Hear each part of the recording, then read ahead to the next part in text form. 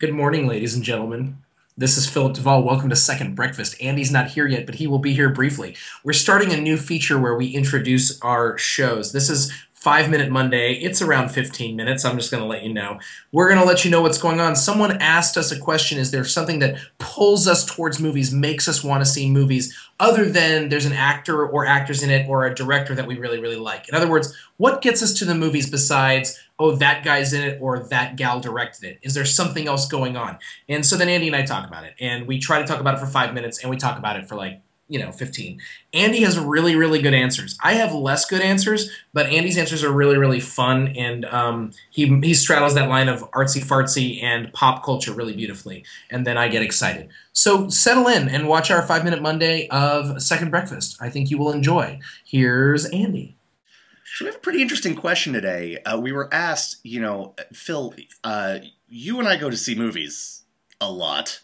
You may have noticed. You more than me, apparently. Apparently, and you got some catching up to do. Jealous.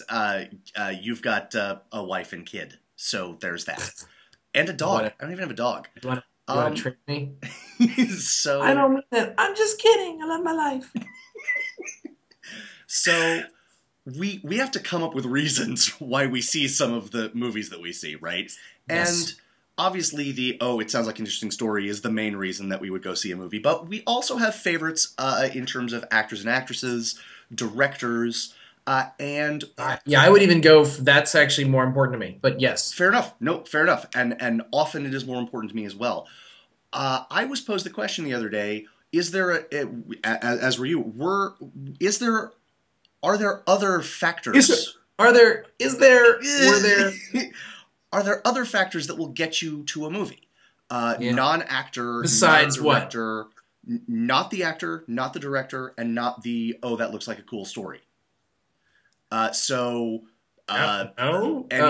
cinematographers out there that strike your fancy? Would you go see a John Williams movie? I love just cinematographers, like specific cinematographers, but Sure. I don't like Roger Deakins is cool. I love him, and Right. and then a bunch of people with Polish names that are great. But I wouldn't I would never see a movie for that.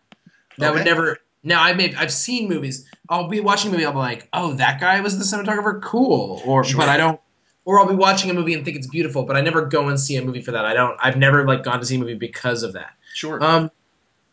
This is a really weird question for me because, well, first of all, you were like, we have to find reasons to see the movies. My problem is that too many things interest me. I love movies so much that I'm like, well, that sounds great. Like, I just talk myself. Right. Andy and I did an episode last week or the week before where we talked about movies for the first trimester of 2013. Yes. 2013. Like we were and we were like that we were looking forward to, but I made a whole category of movies that we were tricked into seeing. And what I mean was we're such fools for movies, and we're so ready that we're like, okay, like, sure, make Arnold Schwarzenegger a sheriff of a small town and give him a Gatling gun. Like, right? Like, why not? Like, it's not that any of that sounds like a particularly good idea, like, but we just can't help ourselves. We're like, okay. Right.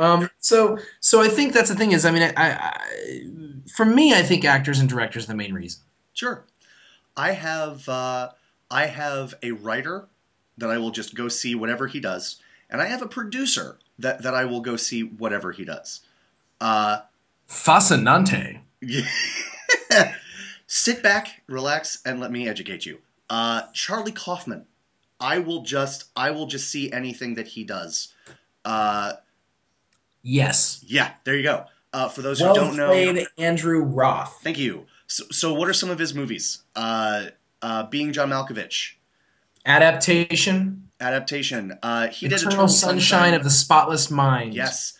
Which is maybe the most heartbreaking film. I've only seen it once, and I was in the middle of a very strange breakup Great. with people who shall remain nameless. Sure. And I saw it by myself in the movie theater. Oof. Okay. I ruined the rest of that day.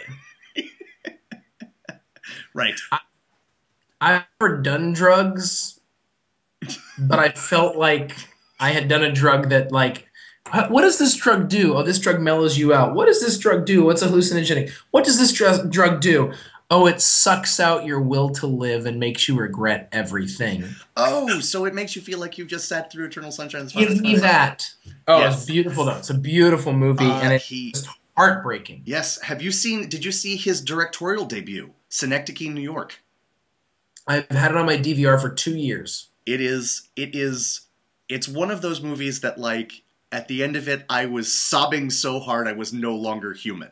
It is like I was Oh, making gee. sounds. Let me go watch it right now. It is. It is shatteringly beautiful. I don't know that I can see it again anytime soon, and yet I find myself just in the middle of a random day, just Thinking about it? Yeah. Mm. And Let's- so to bring it back to the question, that's why he is endlessly inventive with the structure of his films and with the ideas of his films. And so when he writes a script, I want to see what he's come up with. Right.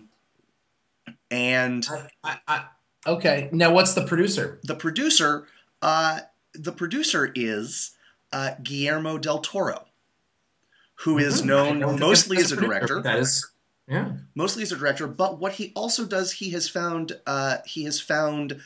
Latin American, Spanish-speaking directors from actually all over the world, not just Latin America, which I guess would mean Spain. But in addition, but who he sees as sort of the people who will come after him, the people who he influenced, and he wants to give them a leg up. And so, 3 movies, and I've actually only seen 2, but the 2 were good enough that I will see anything that he produces. A Spanish horror movie. A Spanish one. The Orphanage. Oh, I've heard. Haven't seen A it. gloriously spooky and creepy and atmospheric horror movie, and one that is, ladies and gentlemen, in your theaters now, Mama, with Jessica Chastain, Mama. who literally Jessica can do Chastain. anything. She can do anything, and one of the things Where she did can, she come from? She was in nothing, and then she was in everything. and now she's in everything, and And it's fine because, one, she's a really good actress, and 1B, sweet lord, she is gorgeous. I She's one of those people that's so pretty that your girlfriend/wife can't even get mad at you when you say something. Like they're just sort of like, okay, whatever. I am currently single, but I'm glad that we have a record and archive of this conversation because I'm going to show it to whoever I date next. Yeah. So there you go. But more to the point, not that Jessica Chastain isn't worth talking about, but Del Toro. Wait, that wasn't the point of this entire podcast? Sorry, maybe later this week. Zero dark So Del Toro, he finds things that he is as a producer. He is a film geek, and so he finds things he likes and he wants to share. And it just seems that what he wants to share, I want to have shared with me, and so that's my thought process. Share it, bro. Share it. I have an answer. I have 2 answers for you. Tell me. They're not personality bound, because your answers are fantastic, but and they're Thank not you. I they're thought not about them. they're not a cheat. They're not a cheat at all. They're both personality driven. Sure. There are 2 things that will word of mouth, which Okay. seems obvious, but seriously, word of I gotcha. mouth. Yeah. Which I throw critics into that. Look, if 99% of critics, if you go on Rotten Tomatoes and something has like a 99%, okay, Although if that's going to happen, by and large, I'm going to look and there's going to be at least 1 or 2 actors that I'm interested in. So, for Sure. instance, a movie that fits that category is a movie called Taking Shelter. There's Take Shelter. the guy who Take Shelter. I haven't seen it yet, Yep. but the guy Michael Shannon who's in it and Jessica Chastain's in it. I didn't realize they were in it, and then I was like, I should see this movie because everyone talks about it. And then I looked at the cast and I was like, oh, I Holy should crap. see this movie. Oh my gosh! But that would be word of mouth, and this is the thing because I bash critics all the time, but the reality is if enough of them like something, it's just like okay because they're so different. The other thing I will say, and we've talked a little bit about this before, but here's the thing. A really great trailer will make me see something. And here's why I get mad about trailers is that when a trailer's done poorly, like okay, I remember watching the trailer for Salmon Fishing in Yemen, and I was like, I can't believe I got that movie's name right the first time, by the way. Congratulations. And That's and amazing. I was like, the first That's unbelievable. 30 seconds of the trailer, I was like, I am gonna totally see this movie. Totally, me too. Absolutely. It looked beautiful, charming, filmed. Everybody in it I loved, but it just by the end of the trailer, I was like, don't need to see it. We're Got done it. here. Yeah. Not only do they fall in love, but I get what happens. I get the whole story. Yep.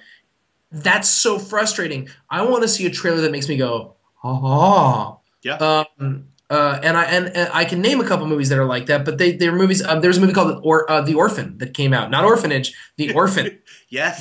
which was a horror movie. I'm new in horror movies, but Yeah. it came out a couple years ago, Yeah. and the trailer itself, I knew there was no one in it that I knew of. I mean, I'm sure there was, but like no one that I was like Peter Sarsgaard's in it or one of the Sarsgaards. I wasn't. I was not. I didn't care. Whatever. Sure. There's a couple Sarsgaards out there. Not but related. someone. It's Sarsgaard and Skarsgård. I'm sorry. I believe you. There's also Bob Odenkirk, Yes. and then there's Steve Odenkirk, who directed Bruce Almighty and a couple other things, and or wrote it or something. And Right. for the longest time, I thought they were related, and then I was like, oh, the N makes all the It difference. does. It makes all the difference. But a good trailer, I will be like, I'm in. I mean, honestly, Evil Dead. There's a new Evil Dead trailer. I didn't, or you know, like Evil Dead is an example where the fact that Sam Raimi co-produced it doesn't mean anything to me, and the fact that literally I saw the trailer and I was like, oh, I have to see that. Right. No. Or Cabin in the Woods, the buzz around it. I was like, fine, I'll see that. Right. You know, so yeah, here we are. Those are and everything I've said so far is horror movies, which is weird because I'm not a big horror movie guy. But those are ways. Other than that, no, I mean it's really just about like I look who's in a movie and I'm like, I like those people. I see that movie. Or that story looks good to me. Yeah. No, that's I'm fair. a very simple person. We are simple folk. That's the funny thing is honestly, I would rather know who's in it and then not know anything about the story. When you said that story looks good to me, I actually don't. I want to. That's why I get frustrated when someone like De Niro starts making bad movies because it Right. used to be De Niro made a movie and I was like, I don't. What's it about? Doesn't matter. Yeah. Don't see it. No, that's fair. That's fair. And Nicholson makes few enough movies that I feel that way about him. I Although he makes some failures, but I frequent too many websites that tell me a lot about the movies that are coming out. You know, like I feel like I'm yeah, gonna but know we didn't something grow up about. in those times. But we didn't grow up in those times. You're right. You're right. I still buy CDs. Nice. I'm I am sticking to 8-track. I think it's going to make a I comeback. knew you were going to say that, and they are not comparable. Betamax, But I'm baby. probably- Betamax. End this show. We're done. We're done. We're done Folks, here. I hope that that explains a bit of our thought process behind how we choose the movies we see, because believe it or not, we don't just say yes to every single movie that comes out. I'm Andy Unless Roth. Nelson's in it. Yes. I'm Andy Roth alongside Phil Duvall. We'll see you again real soon. Bye-bye. Bye-bye.